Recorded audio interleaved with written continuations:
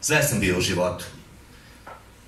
Bio sam prodavac ideja, bio sam perač tramvaja, pesnik i pijanac, besmisleni filozof, kuvar i sociolog.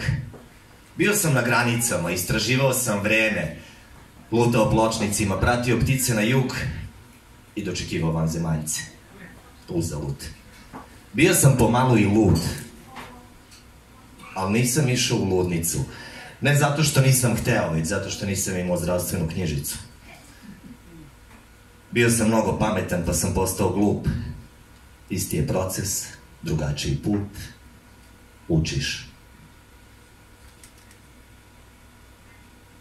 Lovio sam snove i medvede, ispitivao krevete, tražio razloge za seks i opravdanja za gluposti. Bio sam previše težak. Oboleo, to jest držao mentalnu dijetu, oboleo od intelektualne anemije i moralne dijareje i kao za malo da umre.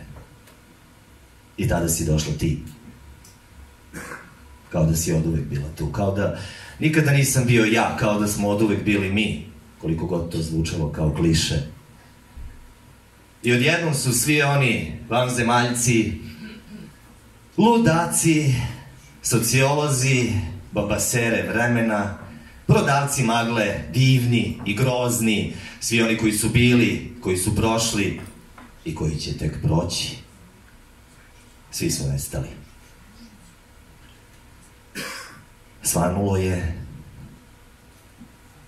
ti si se nasmešila i sada je postalo za uvek. Hvala vam.